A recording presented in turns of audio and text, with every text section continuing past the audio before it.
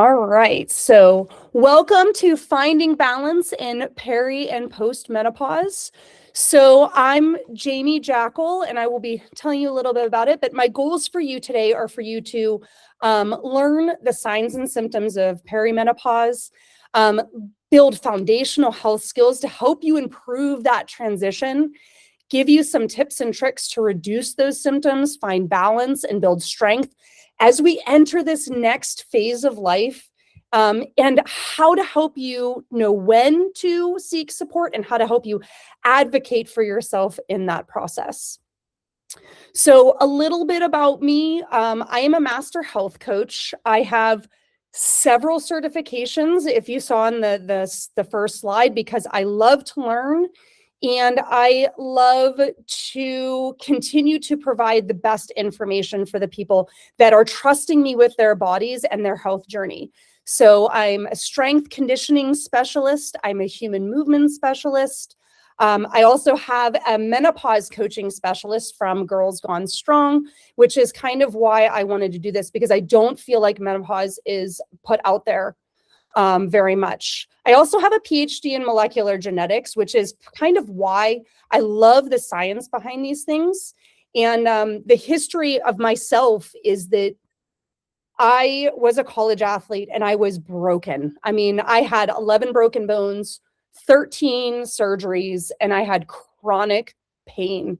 It was really, really challenging times. And I had several surgeries young to help fix my body, but yet I continued to have a lot of pain and struggles.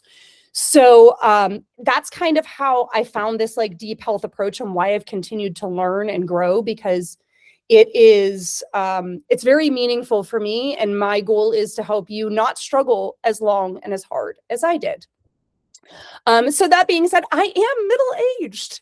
And as I was telling Kelly, I have definitely noticed signs and symptoms, and I can kind of share with you guys a little bit on my journey so far. I'm 41 and I am noticing symptoms, but because I think the more aware of you are of your body, the more you're going to notice as things change. So I'm going to let one more person in. So we're going to start with, what is menopause? What does that actually mean? So first, what you're going to experience in the menopause process is perimenopause. Perimenopause is a transition in the phase leading into menopause. It can actually last 4 to 10 years, which is why some people have symptom onset as young as 38. So we are right in that age group where you might start noticing this fluctuation. And you might start noticing menstrual cycle changes to start. I'm going to talk about a lot of other signs and symptoms. Late menopause is of 3 to 11 months without a cycle, okay? And then what actually defines menopause? Menopause itself is actually a single day. Most people are like, it's going to be like a thing.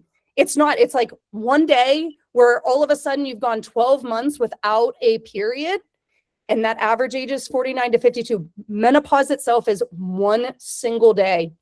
And you might not even notice that it happened. So most people are actually either peri or post. All right. So what I really want to draw your attention to here is this graph. It's beautifully made, supplied by Birch Tree Naturopathic. And what I want to draw attention to is you look at that perimenopause stage. We have this beautiful cycle of hormones. It's like a dance. It's beautifully choreographed. Everything is tied together. And you see that nice fluctuation that's very rhythmic. All right. What happens in perimenopause is like, right? Our hormones go all over the place. What we actually see is that what's called FSH, or follicle stimulating hormone, gets way out of whack. It has to shoot really high to get our body to ovulate. And we don't have the same estrogen to cause that. So we have to push follicle stimulating hormone really high so that we get enough estrogen to actually ovulate, because we don't have enough eggs to do that. So big picture, what you'll see after and post menopause is that you don't see those fluctuations anymore, right? And if you look at the graph really close, you'll see that estrogen and progesterone are like next to nothing. That's what we lose. But big picture, fluctuating hormones is fluctuating symptoms. So throughout this phase, we're going to feel things go up and down. Now, so this menopause transition, a lot of us think of it as a reproductive transition, right? You're just losing your cycle. Hooray. If you don't want to have any more babies, that can be exciting and relieving. But it's actually a whole life, whole body transition with a plethora of signs and symptoms. And so what I want to draw your attention to in the picture is that it literally impacts everything. And I don't want to draw into the nitty gritty. I just want you to get in the idea that there's so many symptoms here. It's a brain and nervous system changes. So we have changes that influence neurotransmitters like serotonin, dopamine, and GABA. That can mean anxiety and low mood, brain fog or difficulty concentrating, reduction in memory changes, increased migraine frequency and pain sensitivity, changes in appetite and satiety. One thing most of you guys have probably heard of before is the impact on vasomotor symptoms. This is temperature regulation. And you're going to hear me use the term hot flushes rather than flashes because a flash infers that it's quick. Sometimes they're not quick. They can stick around for a while. And so that's just something important to note because it sometimes takes time. And night sweats. These are the most common symptoms. They impact about 75% of women. So these are going to be that sudden heat surges. You're going to feel hot from possibly the chest up. And it can be very disruptive on our sleep and with night sweats. Well, another thing I want to draw your attention to is musculoskeletal changes. This is important. Estrogen supports protein synthesis. It improves tendons. It helps bone turnover. So as it fluctuates and declines, we're going to lose muscle mass. We're going to lose bone density. Our joints can get stiffer. We can get more inflammation and recovery from things that you might look back and go, oh, gee, day to day, I used to be able to do all these things. You might notice that it takes a little bit more time for your body to recover. All of this can lead to body composition shifts towards holding on to more belly fat, which isn't ideal, but also is part of the process. So this musculoskeletal change is going to be really important in how we deal with some of these menopausal symptoms. Genitourinary and sexual health is something that's also really important because there are certain symptoms beyond like, oh, I just don't want to have sex anymore. It's actually, there are symptoms that are associated that would require you to reach out to your doctor. So these are important to know, such as beyond vaginal dryness, which obviously can make intercourse uncomfortable. These things can be helped with estrogen creams, but you can get burning and itching, pain with intercourse, urgency and frequency can increase. You can also get recurrent UTIs. If you have this cluster of symptoms, it's really important to know, one, that you're not alone, two, that it's normal with the loss of estrogen and the way that it impacts our, our vaginal tract. And these are called genitourinary symptoms of menopause, or GSM. It is a clinically recognized set of symptoms, and I highly recommend that you talk to your OBGYN or your primary care doctor. So that's really important to note. Metabolic and endocrine shifts. So that is things like that obviously impact hormones, but that's really important because this is not simply weight gain. It's actually metabolic signaling and fat distribution, but it can lead to another symptom, cardiovascular changes. Okay, so we see a shift in lipid profiles, blood pressure rises. If you haven't noticed, you may have always had lower blood pressure. Considering compared to your husband or your spouse, that is normal. Men tend to have higher blood pressure. Estrogen has protected us previously, and we are now losing that protection. So cardiovascular risk actually increases through peri and post menopause. Sleep and circadian rhythms. Not only are night sweats a thing, but it also is not uncommon for trouble falling asleep, frequent waking, early waking, or shifts in your timing. Like you might have been like, oh, I was always an early bird, and now I'm shifting towards that later time. So those are normal as well. And then gastrointestinal changes. So motility can slow. You might get bloating, gas, some heartburn impacts. Again, like I said, changes in appetite and satiety, even food sensitivities can increase. But I say these things not to scare people, right? Because, I mean, you listen to prescriptions and things and even illnesses, there's a plethora of symptoms. So don't be afraid by all of these things. It's just telling you that you're not alone if you're experiencing some of these in the perimenopausal state. And we're going to talk about how we can attack some of these. So I want to talk really quickly about why most plans fail during menopause or perimenopause. So you're trying to optimize your system, right? We're like, yeah, I'm going to get onto this. I'm going to be healthy. I'm going to get strong because I feel my age and I want longevity and I've got this big, deeper why. So I'm going to make these really rigid rules around when I should exercise, what I should eat. And I'm going to push myself. I'm going to diet harder, exercise more, sweat. And I'm just not going to worry about recovering. I don't have time for that because it's all pressing. But what actually happens is a very common diet cycle or a cultural cycle. It actually leads to more dysregulation of those hormones, of our mood and metabolism, and it reduces our recovery and it makes everything feel harder. So pushing, and making all these very rigid rules and expectation actually builds pressure and makes you end up feeling more frustrated, more guilty. And then you reset and you promise to do better next time. And in the end, you don't feel supported. You don't feel happy, right? You can't outwork this dysregulated system. So ultimately, how do we thrive during this transition? And so what I've done is built this nice little pyramid. I thought a pyramid was helpful here because what I want you to do is that everything is built on this foundation of small, consistent, sustainable habits. And those 3 habits that we're going to talk about today are sleep, stress management, and self-care. Those are your foundation. Those are your non-negotiables, right? When these are the basics, when we have those built in strong, everything works so much better. And it really helps us then take it to the next level. And it makes nutrition and fitness habits feel a little bit more easier, a little bit more supported. You've got the energy, the mood, the metabolism to kind of, build on that foundation.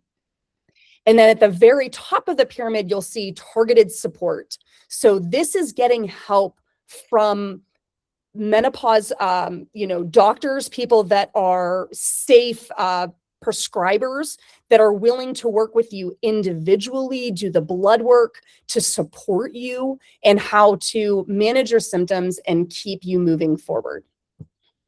So that's kind of what we're going to talk through today, are these kind of like the 3 basic layers. So hopefully I gave you a good idea of what menopause is and what to kind of expect. But now we're going to talk about how we can build that balance during this transition. So we start with our very first foundational layer, which is sleep. Sleep gets more challenging no matter what when we age. However, when we lose estrogen, it creates different challenges. And I talked a little bit about that. You can have difficulty falling asleep, waking up multiple times, the night sweats and hot flushes that are interruptive, and that circadian shift. But why is sleep so important?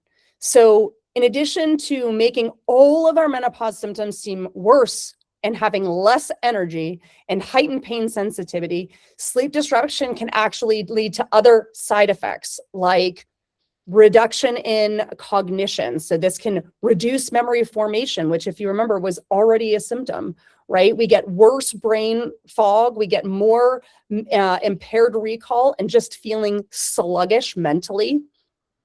It amplifies those mood swings. So sometimes when our hormones spike or drop drastically, mood swings are going to be in there, and mental health struggles. So I will share this one piece. I really struggle with misophonia. Noises really bother me. Certain noises. And when I know my hormones are kind of shifting, I can get really cranky, particularly with my kids, because they'll start making these noises. And it's something that I could normally be like, oh, can you please not do that? And I'm all polite and nice. And other times I'm like, oh, I'm a monster, right? That's just a symptom of those mood swings. So increased stress, disrupted appetite and weight gain, stalled training. So if you are already training, you might notice that you're not making the progress that you were before, or like I said, it's taking longer to recover. Worsened overall health is a symptom of not getting enough sleep. You might get more frequent reoccurring illnesses, but it also increased the risk of cardiovascular disease, type 2 diabetes, obesity and weight gain, heart attack and stroke. It can also worsen gastrointestinal disorders, increase inflammation. So these are all things that we just don't want, right? So sleep is really key to our recovery. So now, if sleep is off, everything feels harder. So what in the world can I do to improve my sleep? So number one, first and foremost, I highly recommend talking to your doctor, because you can get medical advice and prescriptions. Sleep studies are much easier than what they used to be. And sleep apnea isn't just for people like, I feel like it's been frequently presented as something that, like, if you're overweight, but it's not just for people overweight. There's a variety of reasons why we can have sleep apnea, including you might have extra bones underneath your tongue that lead to your tongue actually falling into the wrong position while you sleep, which can lead to obstructive breathing. I have very small airways, and apparently I clench my teeth really hard, and that's an indicator of sleep apnea. However, I don't have sleep apnea, but these smaller airways can be a problem as well. So please check in with your doctor. But some simple tips and tricks outside of your doctor that you could start doing on your own is creating a bedtime ritual. This is a series of simple routines that you create to start cueing your mind and body that it's time to wind down, relax, and get ready for bed. And what this does is allows us to set up a cue, right? Like, I always brush my teeth, take some deep breathing, read my book, whatever it looks like. It could be yoga, it could be meditation, it could be some light stretches. Whatever that little routine looks like, 15 to 30 minutes when you're getting ready for bed helps cue your body like it's time to wind down. It helps our brain relax. It helps us ease into bed and can make falling asleep easier. Practicing good sleep hygiene. So these are little things that go a really long way. In an ideal world, we would be going to bed at the same time and waking up at about the same time within 30 minutes of each other. Again, that helps us fall asleep better and know when to wake up. Reality is sometimes that's really hard to do because of kids' activities or life, work, if you were a shift worker. So that can be really challenging. But setting up good sleep hygiene, that's things like avoiding caffeine late in the day. We can talk about how caffeine impacts and how it impacts our brain to potentially lead to sleep disruption. But other stimulates, alcohol is one of them. So limiting that within several hours before bed. Like, you should be stopping caffeine no later than noon, ideally. Also, electronic devices. that blue light, even if your phone goes onto a dark mode, it's still emitting blue light, even if you're wearing blue light blocking lenses. Everybody's brain perceives light differently. And depending on how sensitive you are to that perception of light, it might reduce melatonin production. So depending on how much you actually perceive that light that you're viewing, it can reduce that melatonin and lead to you not necessarily falling asleep easy. But those are important things. And then a simple practice of regulating your circadian rhythm. So getting a light in the morning, like that could be blue light in the morning, ideally sunshine, because who doesn't love that? Although, we live in Western Pennsylvania, so not always sunny. But then being exposed to red light close to bed. So this could actually be red light therapy. It could be your Alexa turn to that red glow, but this is mimicking sunset. And ideally, again, sunset would be beautiful, but again, that's not always possible. Optimizing your sleep environment. This is just making your sleep space a place of calm, a place of zen, a place that feels good for you. Ideally, it's colder, it's comfortable, it's organized so that you don't have anxiety associated with it. And we talk about night sweats, which become worse in the evening. So setting yourself up for success, we'll talk about HRT and how that's a possibility to really help with those symptoms. But one really good practice is like, anything that kind of helps you feel better, having the possibility to strip off those covers and get cooler, having a fan nearby, maybe if you tend towards like the night sweats where you wake up and you're just drenched and nobody can fall back to sleep like that. Having a change of clothes close by or some like cold packs to help kind of cool you down so you can kind of breathe and settle is a nice option to have. And then breathing techniques. I am a huge fan of breathing techniques because it's a great way to stimulate what's called our rest and digest or our parasympathetic nervous system. This is a very simple 3 to 5 minutes. Close your mouth. In through the nose, slow, out through the nose, nice and slow. These can be done with like a meditation or just breathing, but they are a great way to reset, get our body into rest and digest so we get the most out of our sleep. Any questions on sleep or anything else you guys would want me to cover there? We're going to move to stress next, which is very real in midlife because there's a lot of things going on. So if our foundational level 2, we wanted to improve our sleep. We want to improve our stress. Stress physically changes our physiology, our biology. Over time, chronic stress is associated with loss of muscle and bone mass, increased abdominal fat, anxiety and depression, sleep disruption and insomnia, increased pain sensitivity, increased blood pressure and cardiovascular risk, poor glucose regulation and metabolic dysfunction, immune system impairment, digestive and gut issues, skin issues, and reduced sexual drive. So a lot of these are pretty similar to perimenopause, right?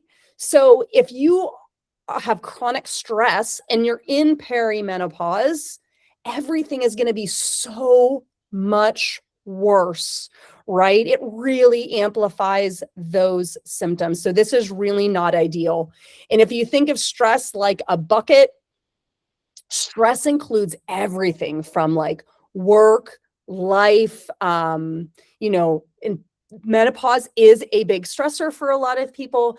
Kids at middle age, you could be talking about, having kids going through, whether it's puberty or other life transitions, moving out of the house. You could be dealing with parents getting ill. You could be dealing with, changes in your work life. These are really high stressors. So it's really important, whether or not you're in perimenopause, to really learn to regulate your stress. So some really simple ways to do this. Again, my favorite is that breathing. Okay. What you're going to notice is when you feel stressed, your breathing gets really shallow and it kind of stays in the top of our chest and it gets really fast. So if you feel that coming on, just closing your eyes, deep breathing, taking that minute to yourself just to reset your breath, get it deeper down into your belly, feel your ribs expand so it's not shallow all up in your chest, can pull us out of what is called the sympathetic response, that high alert nervous system. So that inhale slowly through your nose, allow your bellies and ribs to expand.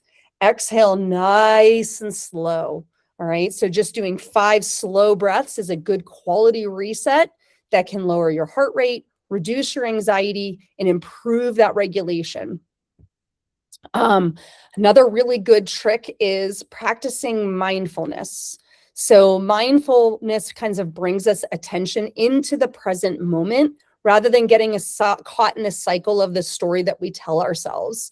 So this can be things like active meditation, right? So mind and body scans, guided breathing. These can be apps like on Headspace or Calm. So it's something you're physically doing. But it's also the way we talk to ourselves. Mindset is huge. You're very welcome. Thank you, Gina, for joining us. I hope this was helpful, and I'll send over the replay.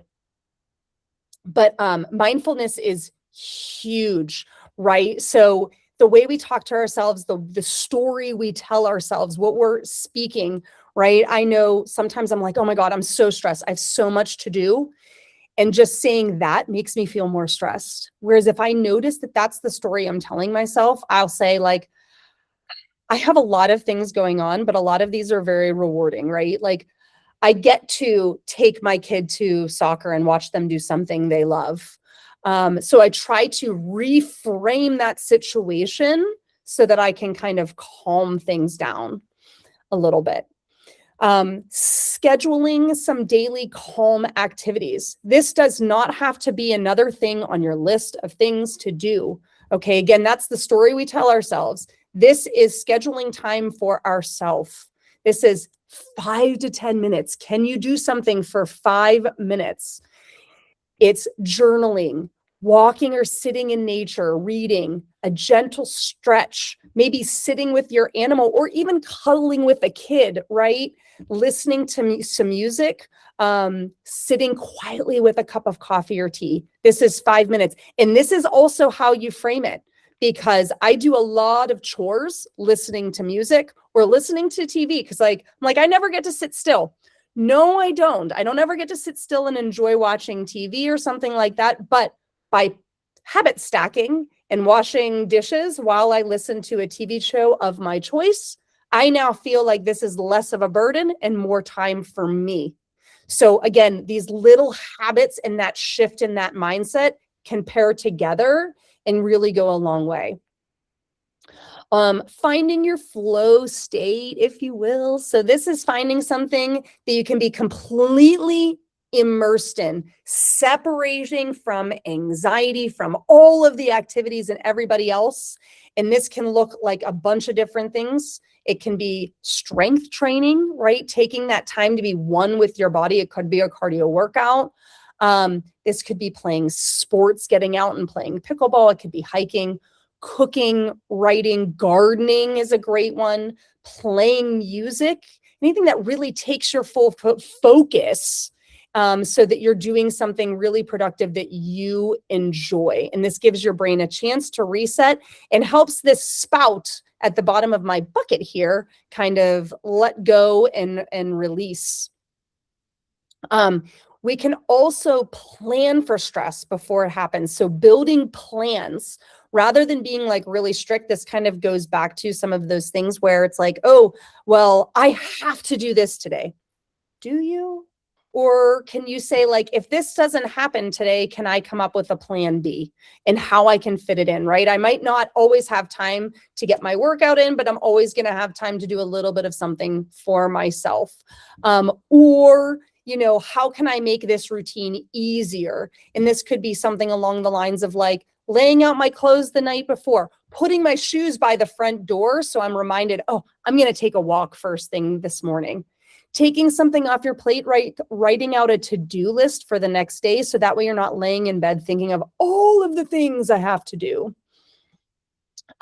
Also building boundaries and delegating tasks, asking for help. So depending on where you're at, whether it's at work or in your home life, can we ask our kids to help out? Can we ask our spouse to take something off of our to-do list? Can we have, somebody to delegate a task at work?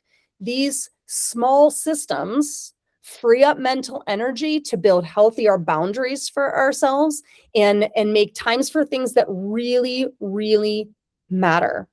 And these are small habits. Okay. So like I said, 5 minutes, pick one thing. Don't stress about it being too many.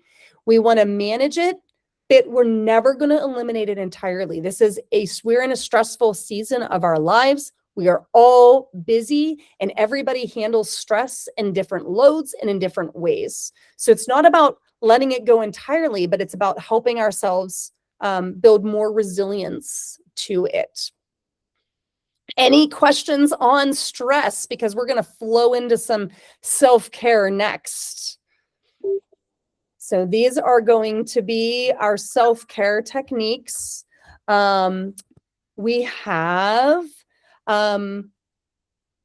this is another foundational technique, because self-care isn't indulgence, it's actually regulation. And you can't improve sleep or reduce stress without supporting yourself consistently.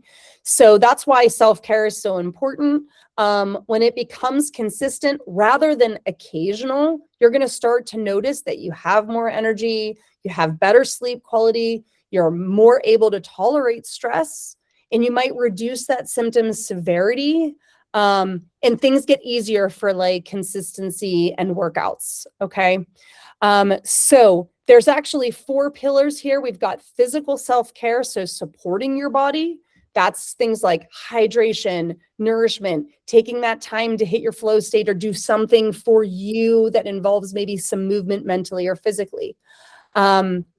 Regulating your nervous system. So these are your stress resets, anything that feels good for you. So you might notice that there's some stress regulation tips in self-care. They come kind of together. So those breathing exercises, mindfulness and meditation, reframing things in that mindset work. So emotional self-care is going to be along the lines of setting boundaries, saying no without guilt. Goodness gracious, is that a big one? Okay. You shouldn't feel guilty if it doesn't help you move forward, if it doesn't support you or support your identity, your values and priorities. It should be a no. Okay. If you lay out those things of who you are and what you want to be, it is okay to say no. And this is something that I've always really struggled with. And I'm really proud of myself for taking things off of my plate in midlife by saying no, even if I want to do them. I'd love to coach my son's soccer team. Thank you, Kelly. I'd love to coach my son's soccer team. I do not have time, and I am not as good of a mom as I would be, right, if I was also coaching him. So these are fine boundaries, and don't feel guilty about it. It's okay to say no. And then creating time that restores you and it doesn't distract you, right? This is you time. You let your kids take that time. You let your parents take that time, right? You let your spouse take that time. Why are we taking this all on ourselves and feeling guilty about it? We shouldn't. Let it go. So having that psychological flexibility and emotional regulation, these are super strongly associated with lower stress levels and improved well-being during midlife. And then finally, recovery and time management. These are protecting your energy. This kind of goes back to that scheduling, being okay, not overloading your plate, building in recovery days, right? Saying like, I'm not working out today and that's okay. Or I might not even do like light activity today. I don't care. I'm going to sit on the couch and do me. That's exciting. And letting go of an all or nothing mindset. This is so important. We really tend to put it all on ourselves and say that it's like either we're doing it all or we are failing. That is so not true, right? We are balancing as best we can. And it's okay that we getting something over nothing. And that's where that consistency plays in. So shifting that mindset from like, if I'm not 110%, I am failing. That's not true. Even if 10%, if that's what you've got today, that is something, and it keeps you rolling, it keeps you consistent, and that's making progress. So these are our foundational skills. Does anybody have questions on those foundational skills? Because we are going to move into some of my favorite areas.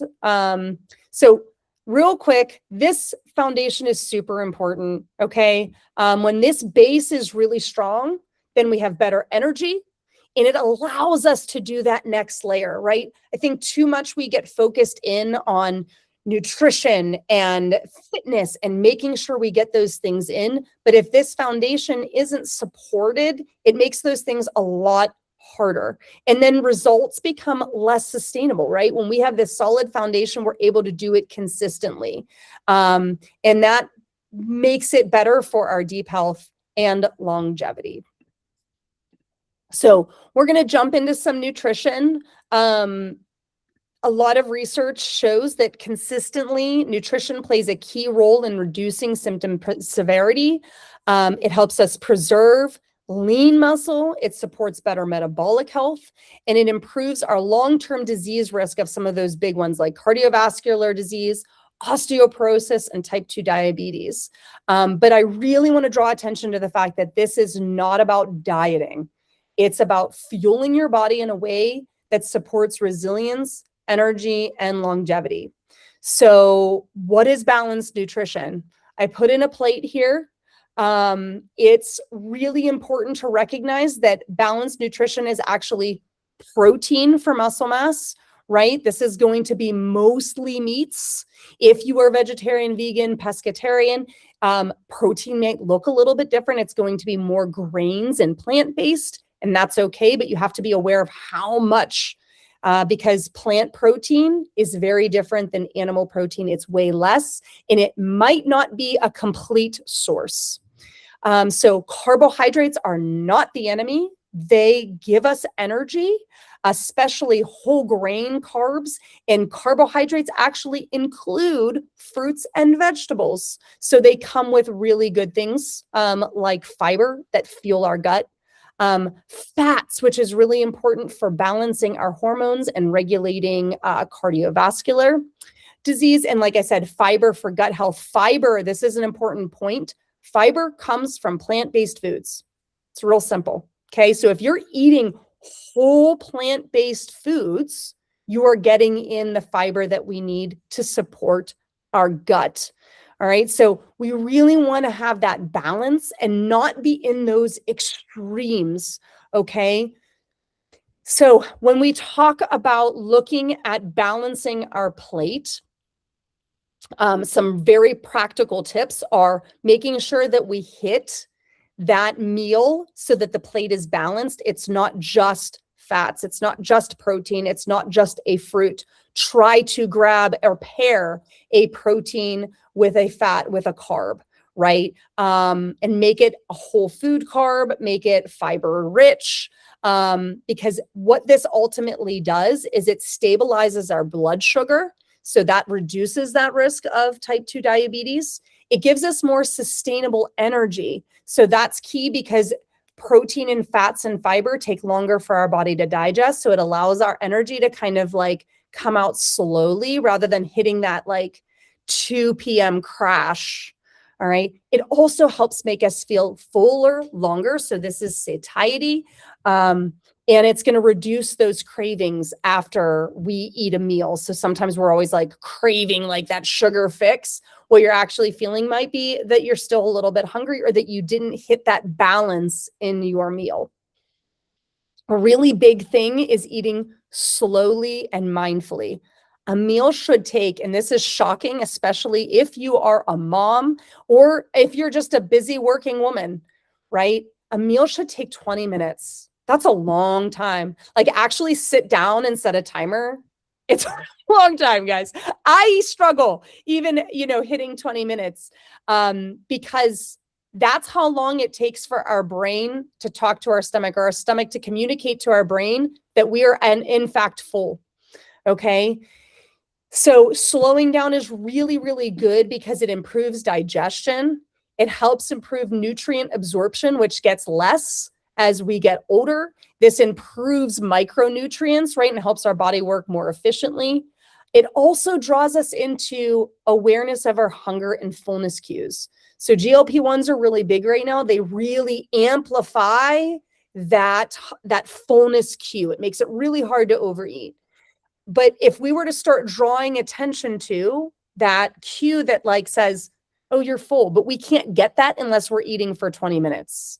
All right. So that's really, really important to kind of cue in, slow it down, enjoy the food. How does it feel in your mouth? Chew it up really good. You can put utensils down. You can take sips of water, whatever it is to help slow down that process. And this is small changes. Okay. And so that kind of goes into small, sustainable changes. I'm not asking you, like, people are like, I can't have 1 gram of protein for every pound of body weight. That's the expectation. That's like a lot. You're not going to go from, if you weigh 150 pounds, you're not going to go from 50 grams of protein to 150 overnight. That's a major ask. That's me asking you to overeat and suppress that fullness cue that you're going to get. It has to be a slow and steady thing, like adding protein at breakfast or increasing veggies. So maybe adding in a vegetable at lunch, or just drinking more water. Your goal here is adding in something that is consistent over being perfectionistic. Okay, so this is that something or over nothing mentality. I also want you to eliminate those food rules. We're going to eat on a gradient. We're not going to say foods are good or bad. We're going to instead think, how does this food feel for my body? How does it support my energy? Does it make me feel better the next day? Does it take away those cravings that I get after lunch? Or does it give me the energy that I need for throughout the day? That really helps reduce guilt behind the food by not having like these rules, but it also builds long-term sustainability, right? Like I love my kale salad, but I eat it because the next day I have the energy that I need to do all of the things that I have to do as a working mom. And then listening to your body. It's going to be giving you feedback. Pay attention to your energy levels. Pay attention to how your gut feels after a food. Oddly enough, I don't eat apples, pears, and snow peas. I love them so much, but I cannot physically eat them. They make me very gassy. You don't want to be in the room. But that's paying attention to how food feels for our body. Also, how does it impact our cravings? How does it impact your mood? These signals should be helping guide your nutrition, and it will become more efficient, less rigid, and feel better for you ultimately. All right. So any questions on nutrition? I'm sorry, it ended up going a little bit long here, but there's so much information to give and share. So I hope you're getting what you want out of it and your questions answered. Fitness is probably my favorite area because everybody gets really rigid on being like really intense with their fitness. So I want to say work smarter, not harder. We are training for longevity, not exhaustion.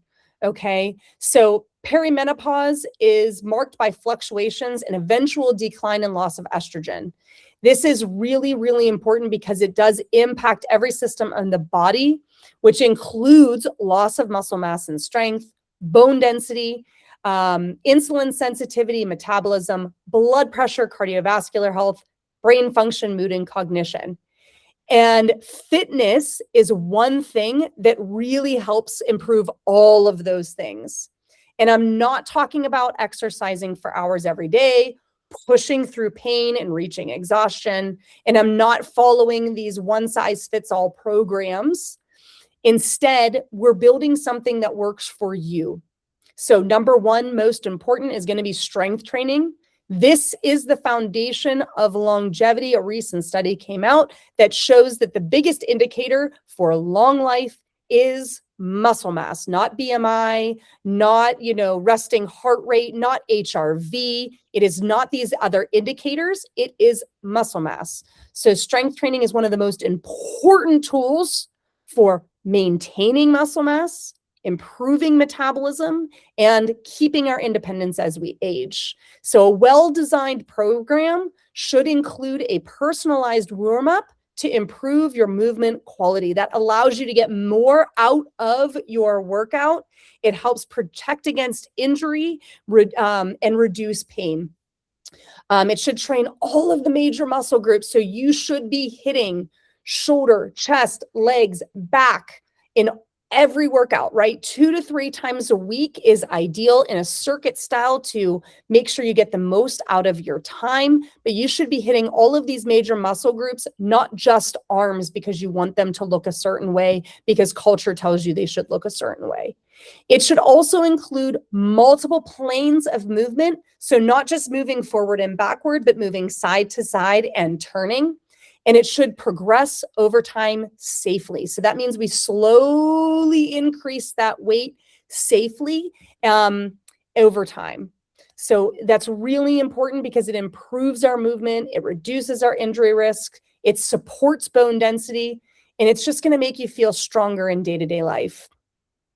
Another really important aspect is power training. This is really, really important because it is fall prevention. It allows us to move and produce power or force quickly.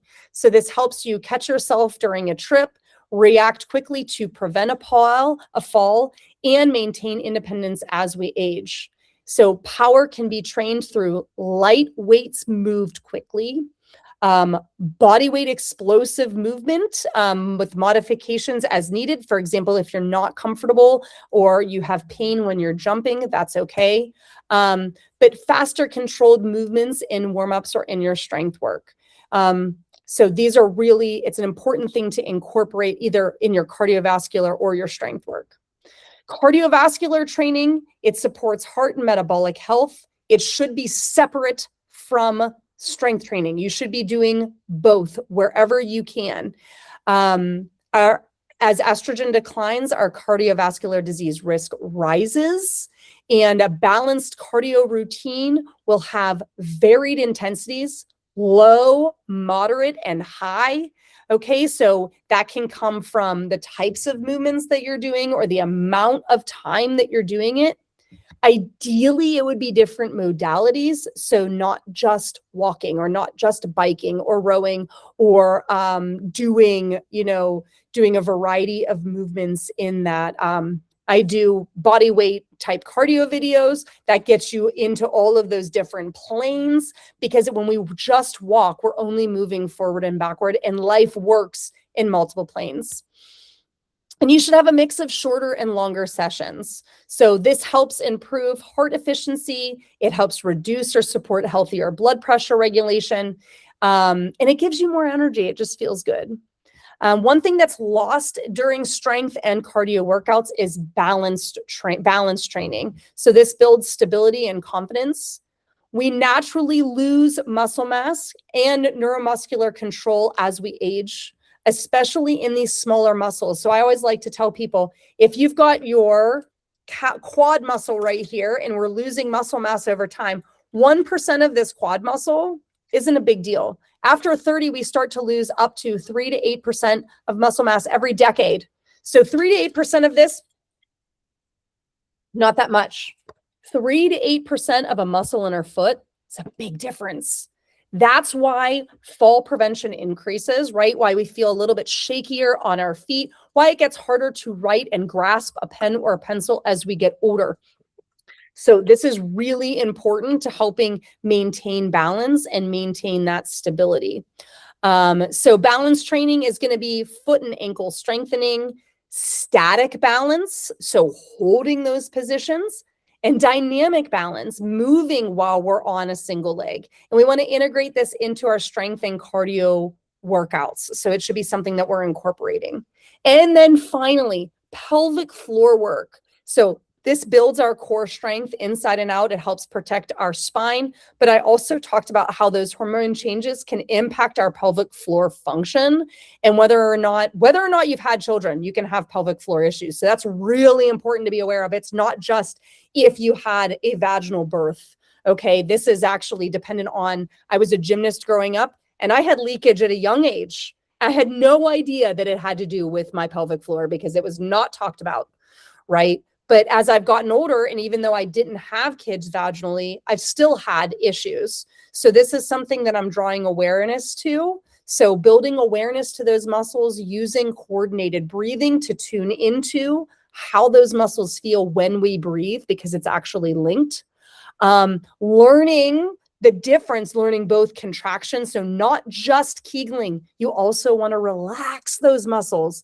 And since it's tied to our breath work, that's really important to begin to learn how to feel, because what we really want is a trampoline-like movement through our pelvic floor so that we can expand and contract fully, not just have a slight movement. So it allows us to actually release everything in our bladder when we get full relaxation, as well as a full contraction, so that when we cough or sneeze or jump, that we're not getting leakage.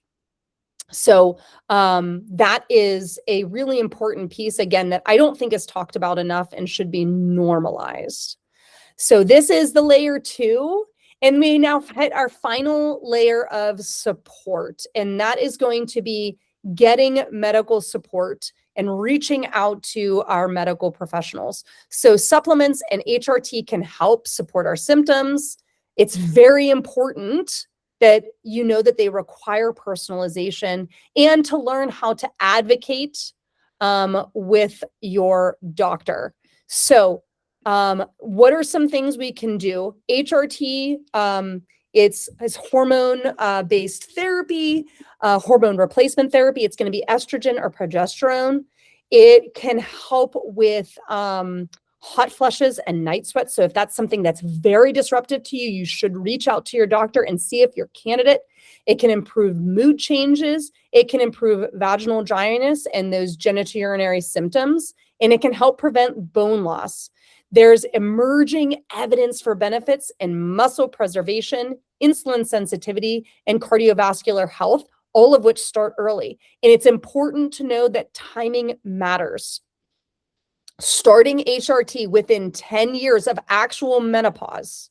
So when you start to see actual changes in your cycles, whether it's the length of the cycle or you're starting to notice a change in bleeding or symptoms, you need to be talking to your doctor, because they can look at your hormone levels. And if they're starting to see those swings in your hormones that are indicative of peri or menopause, you can then reach out. You may find out that you are a candidate for HRT. Okay. And that's called the window of opportunity. We want to make sure you're in the window of opportunity so you can get the most out of HRT and not just get it to relieve those symptoms. We actually get those added benefits of cardiovascular, bone, and muscle preservation. So you don't want to be losing muscle or bone, right? HRT was off the table for a while, and I think a lot of us get stuck in that old mentality that it was lost. But it is no longer. That is actually outdated and was based on old studies. The risks are going to depend on your age, timing, and your individual health history. We have options for transdermal estrogen. So that's a patch or gel that has a lower risk of blood clots than the oral forms. And there's also similar or called bioidentical hormones that, when prescribed appropriately, are safe and an effective option. So how do you advocate for yourself with your doctor? Very first important thing is to start tracking your symptoms. Bring data. Okay. How is your sleep quality? If you wear a tracker, what does your actual sleep look like? What are your energy levels? What are your cycle changes? How is your mood? What are you having hot flushes? How many times a day? Right? How are they impacting you? It's really important to have actual data, because otherwise, if you go in, you might forget how frequently, or you might downplay it, and that might not get the help that you need as soon as you need it. Be very specific about your symptoms. Don't just say something like, I don't feel like myself, I guess. I kind of feel like I'm a little bit moody. No, you come in with, I'm having night sweats 4 times a week. It's disrupting my sleep. I have very low energies, and it's affecting my workouts and daily life, right? Very direct, very pointed. Ask specific questions, be direct. Am I a candidate for hormone therapy? What are the risks and benefits for me specifically with my medical background? What type and delivery method do you recommend, do you think is going to serve me best? Or what alternatives do I have for HRT if it's not right for me? Okay.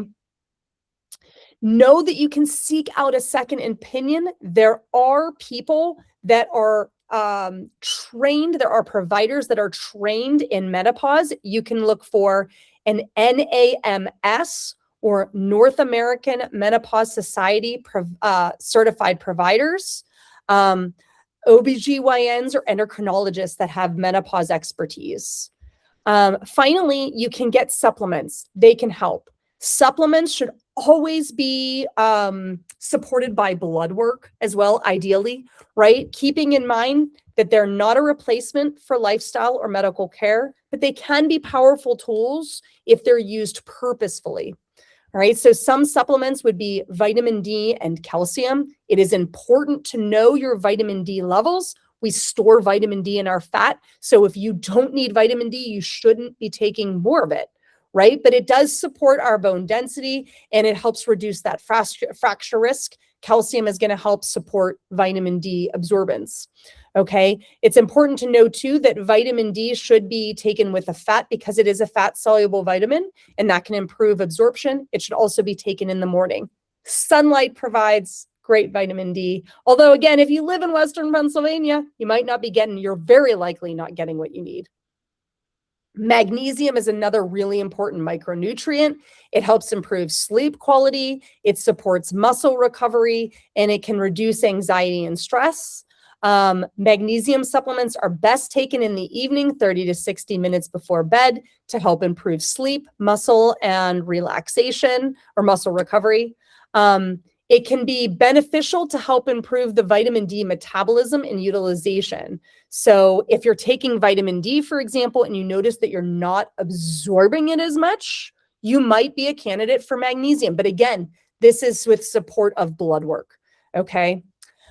Omega-3 fatty acids, if you're not getting enough, like if you're not a huge fish person, I'm going to talk a little bit about sources, but the benefits are cardiovascular and joint support. These are great anti-inflammatory natural products that we can take or get in our food, and they can help improve our mood and give us good hormone support. Most of us do not get enough omega-3s in our diets. So talking to your doctor, if you're an advocate for a supplement, it can be beneficial, but you can get them in healthy fats. These include fish. So salmon, sardines, oysters, mackerel, and tuna are really good sources. Walnut, milled flax, and chia seeds. And it's important to know, I say milled flax or chia seeds should be milled as well, unless you are soaking them so that you can really absorb those fats. Okay, but these are the best sources for omega-3s. A lot of other healthy fats are actually omega-6s. So I know we had some questions on creatine. So the next supplement is creatine. There's a lot of emerging evidence, and I have a creatine infographic that I'd be happy to share with you that supports muscle mass and strength. It can improve brain health and cognitive function. It can be helpful during the hormone transition by preserving muscle. So creatine is relatively safe. There's a lot of research on it. Our body actually makes it on our own from our normal sources. It has to come from meat. Okay, so if you're not a meat eater, creatine could be a good option for you. It should be discussed with your doctor first to make sure that it's a safe fit. It's not going to interact with anything else that you're doing, getting that extra creatine. Another one that's not talked a lot about often is phytoestrogens. It may help. These are not going to be your high end, but they can help mild hot flushes and give mild hormone balance and support. The effects are generally modest, but they're beneficial for some women, right? If you're not a candidate for HRT, maybe phytoestrogens are an option. The highest concentration is going to be flaxseed, and it's best in its milled form. So win-win, you can get some phytoestrogens with your omega-3s. It can also be found in other seeds like sesame seeds, sunflower seeds, and pistachios. They can be found in lentils, legumes, and any other soy-based product like edamame, tempeh, tofu, and soy milk. And finally, adaptogens. These are ashwagandha, rhodiola, red clover, evening primrose. They can support stress responses and energy. They're best used on an individual basis, and it's really important to talk to your doctor. And finally, with supplements, quality is really, really important. Make sure you're getting third-party tested brands. Supplements are not FDA approved. So that's why I put them at the top of the pyramid, right? Because if the base is off, then supplements aren't going to make much of a difference. However, if we've got good nutrition and a good balance of whole foods, sometimes we don't need those supplements, right? And it's important to know that like our body extracts micronutrients and things like magnesium and vitamin D from the food that we eat. So if we if we're getting omega-3s, right? If we are getting enough in our food and our whole food diet, then we don't need those extra supplements. And more is not better. So that's another reason why you should talk to your doctor and get your blood work. So it's really, really that balance. So it's important to note that what we do versus what we need is two different things. What we think works, it might be do more cardio, be more intense, eat less, push harder. That only leads to amplifying those symptoms, right? It makes everything worse. So what actually works is allowing ourselves that recovery, giving ourselves compassion, giving ourselves empathy, strength training, building that strong foundation to help you build that better capacity for fitness and nutrition. It supports that general health and longevity. You get that targeted support that leads to better symptom management so you can thrive and live in this time that can feel very strenuous and hard. So at the end of the day, you don't need more effort. What you need is a better system. You're not meant to just put through it. If you build a strong foundation, you get the right support and thrive through midlife and beyond and help regulate and learn sustainable changes that don't just serve you in this menopause transition. It serves you for longevity and beyond, right? So really important to find that balance and find things that work best for you. Thank you, Kelly. Do you have any questions? Any questions or concerns that I didn't address? No, thank you. This was so thorough and action-packed with information. I guess my only question is will this be available to refer back to either the recording or the PowerPoint? Yes, I know. I'm sorry. I really wanted it to be 30 minutes, but there was so much important information to share. I appreciate that. Yay. Thank you. You covered everything, right? Like every topic that's related to it. So thank you. Yay, you're so welcome. Yes, the replay is going to be accessible, especially if you are a paid member. You will always have access to that replay. Whereas if you are a non-paying member, it will be available for a limited period of time. So that being said, I just want you to know that you're supported in this process and that you can do things. You should feel empowered. And this transition, it's a new stage, right? If you change your mindset as I'm getting older and this is an opportunity to take my health, take my fitness, take my nutrition to that next level so that I have longevity and I can do all the things that I want to do in midlife and beyond, then it might feel a lot less daunting and feel more like I'm ready to crush this. Absolutely. I'm ready. I know you are. And you're already doing a lot of amazing things. So I'm excited. If you're somebody that doesn't work with me already and you feel like you want to figure out that next step and you want support, please come talk to me. You can become part of my Kinetic Balance Fitness Facebook group. You can join me on Instagram or YouTube just to kind of get that information rolling. But know that I'm here to support you and I have options to help you through that process. So you don't need to struggle or feel lonely, and you are not alone. And it's very likely that your symptom is very real And even if you just want support to go advocate to your doctor, I'm happy to help.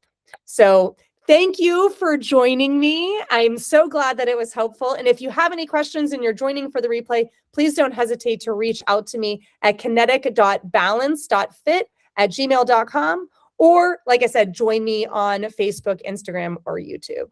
So thank you, guys. Okay.